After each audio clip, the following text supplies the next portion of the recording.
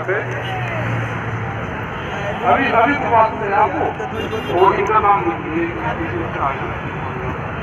आदरणीय सम्मानित मंच, सभी किसानों, नौजवान साथियों, मेरी माताएं, बहनें, पुलिस प्रशासन के लोग, पत्रकार बंधु, सभी जो यहाँ पे भूख हड़ताल पर लोग हैं, सभी जो भंडारे चल रहे हैं, लंगर चल रहे हैं, यहाँ की पूरी टीम, सफाई कर्मचारी, बहुत से विभाग यहाँ पर लग रहे हैं।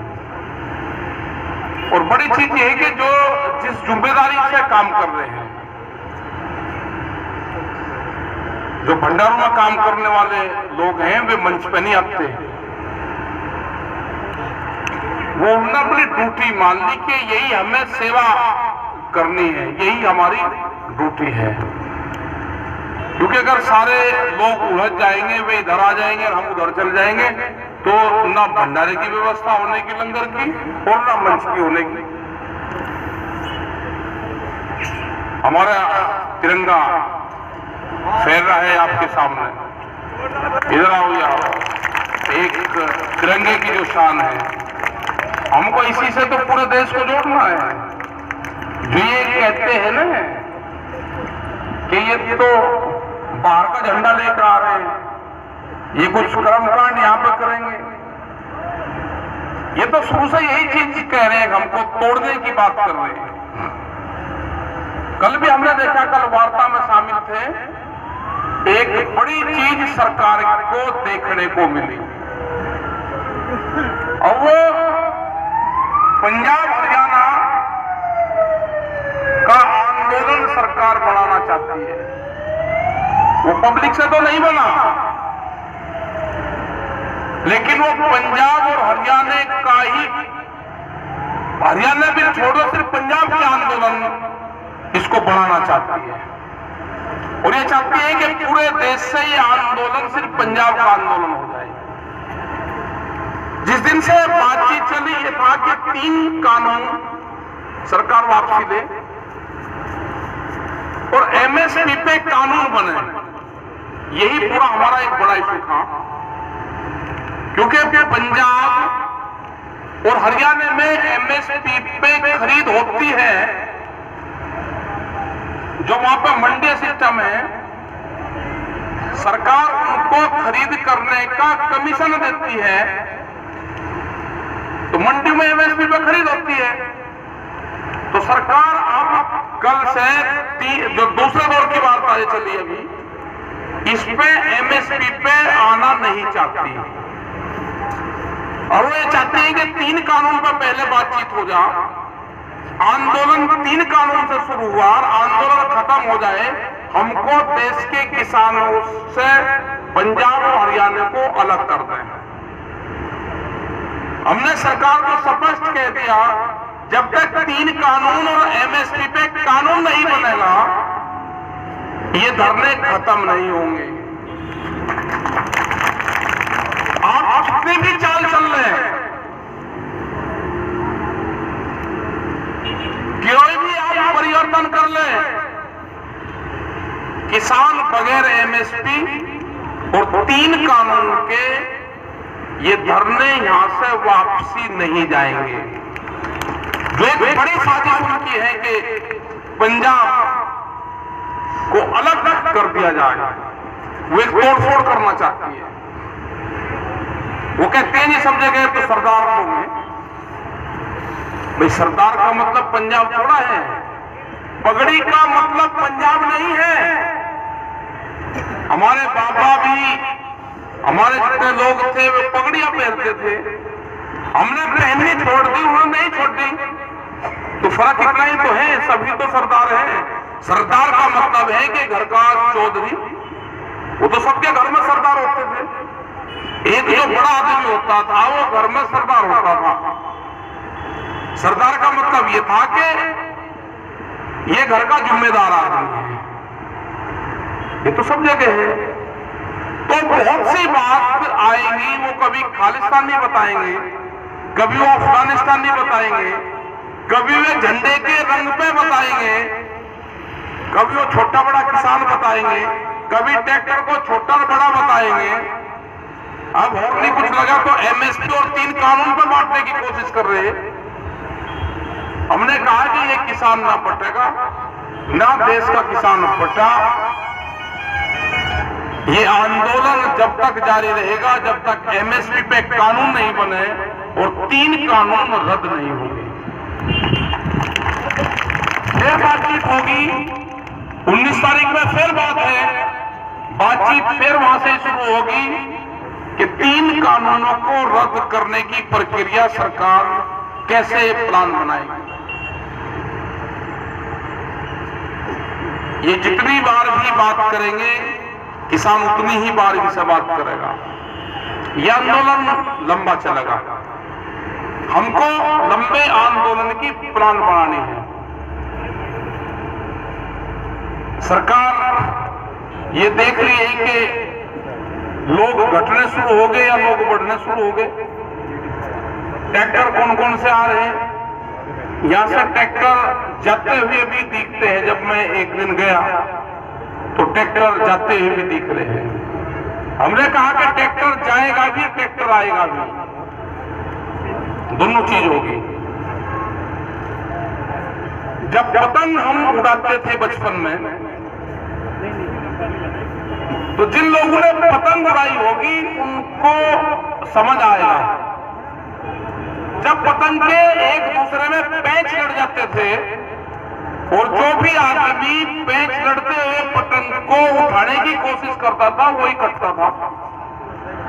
ये आंदोलन भी सरकार के साथ में पैंच लड़ गए हैं।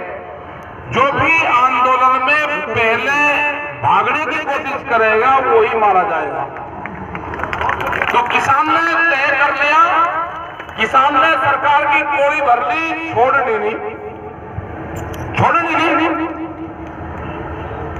जो भी पहले ये करेगा कि मैं मुझे छोड़ के मैं हार गया, जो भी पहले ची बोल लगा वही हारेगा। ची नहीं बोलनी, ची तो बोलनी नहीं।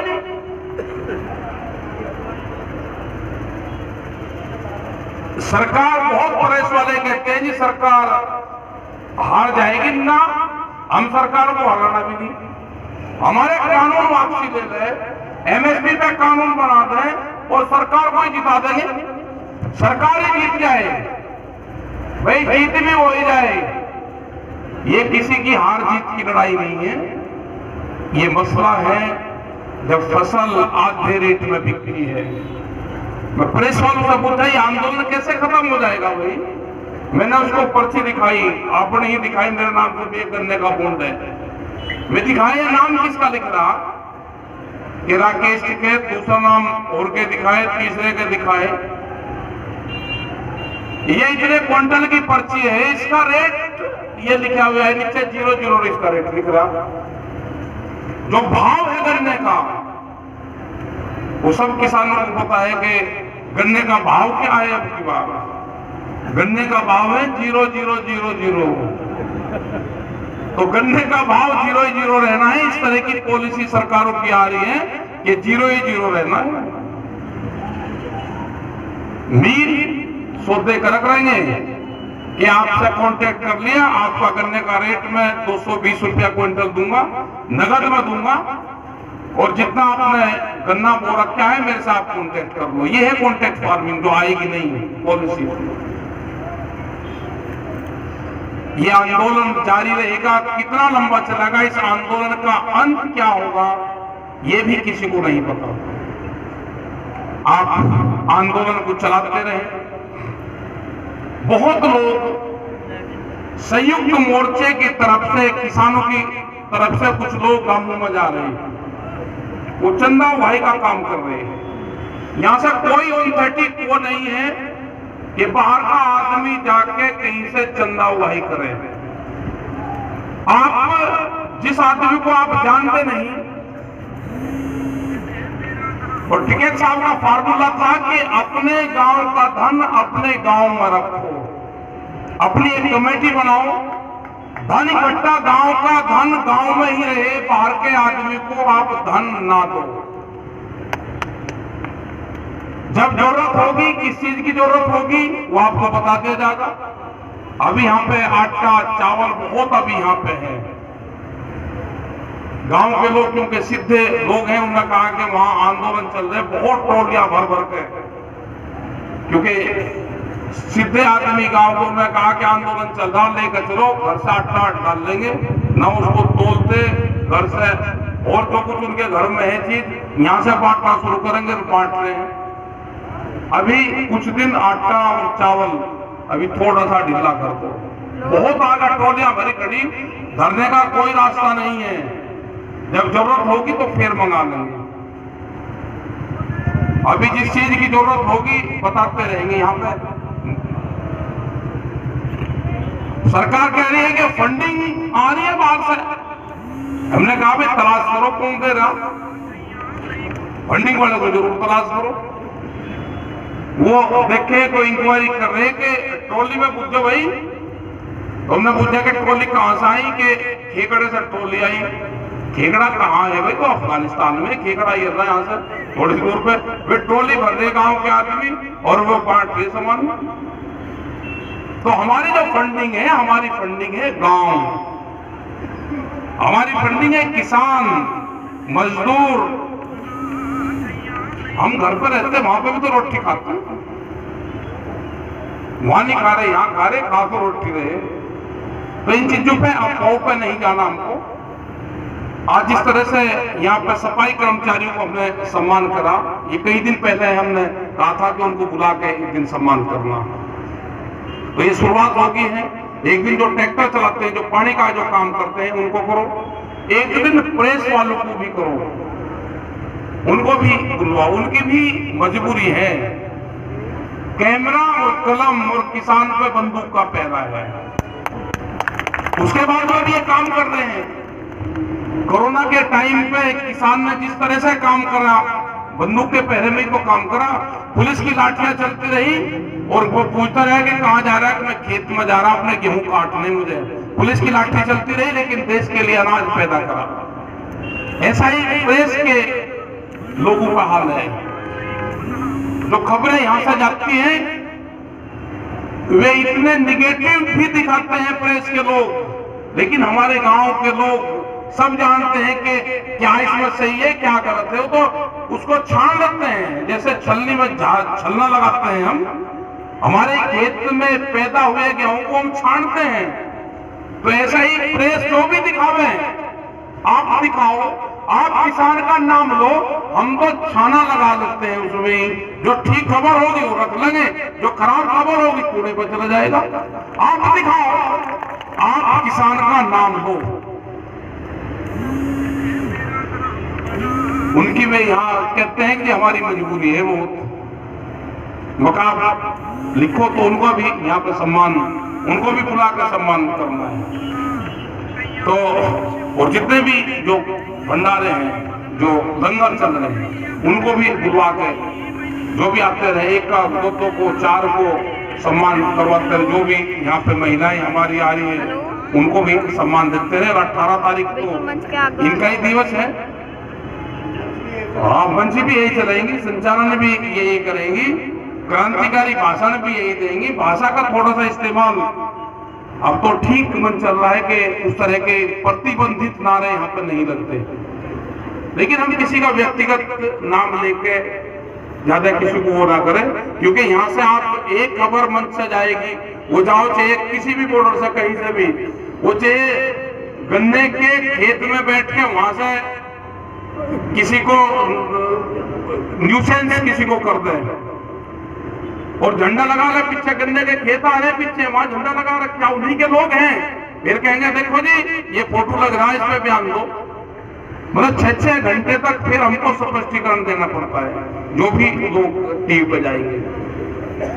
तो ये शांतिपूर्ण तरीके से आंदोलन चलाना पड़ेगा। हम तो पालीवार काम करने वाले लोग हैं, पाली समझौता, कॉन्ट्रैक्ट, एक दूसरे का संपर्क। उसने मेरे खेत में काम करवा दिया, उसने मेरा गेहूं करवा दिया, मैंने उसके खेत में जाकर ट्रैक्टर चलवा दिया। तो ऐसे समझौते से काम करने वाले लोग हैं। इसमें पूरी सरकार नजर रखी हुई है कि आंदोलन चल कैसे रहा है, आदमी यहाँ पे इनके खेती में काम कैसे हो रहा है, मकाम अदल बदल लेते हैं। आज उसका काम करवा दिया, उसका पानी लग गया, उसके ट्रैक्टर की जरूरत है वहां करवा दिया, वो यहाँ पर आ गया, फिर कोई दूसरा चला गया। तो ऐसे ही ये काम चलता रहेगा, ये आंदोलन लंबा चलेगा। और उम्मीदें हैं कि ये फरवरी में जब बजट पेश होगा उस टाइम में कुछ उम्मीद लगती है, हल्की फुल्की सी कुछ, और नहीं तो फिर अपना गेहूं की एक फसली भी आंदोलन नहीं। अभी तो ये गेहूं बो के आ गया, अभी तो गेहूं 20 अप्रैल के आसपास, क्योंकि पंजाब में तो पहले शुरू हो जाएगा 10 दिन पहले, लेकिन हमारे यहाँ पर तो 20-25 अप्रैल के आसपास तक तो गेहूं की कटाई शुरू होगी। तो एक फसली भी आंदोलन नहीं अभी तो। और ये स्पष्ट होगा, सरकार ने कहा कि इस मामले को, एक अच्छी बात यह रही कल की मीटिंग में, सरकार ने कहा कि इस मामले को किसान और सरकारी बैठकें तय करेंगे। और वे देख रहे कि कितना लंबा चलेगा, वे हमको देख रहे, हम तो उनको देखने के लिए आई गई दिल्ली में। तो हटना हमें नहीं, जितनी जत्थेबंदी हमारी है पूर्ण रूप से सबकी एक ही सहमति है, एक ही आवाज है कि 3 बिल वापसी हो, एमएसपी पे कानून बने।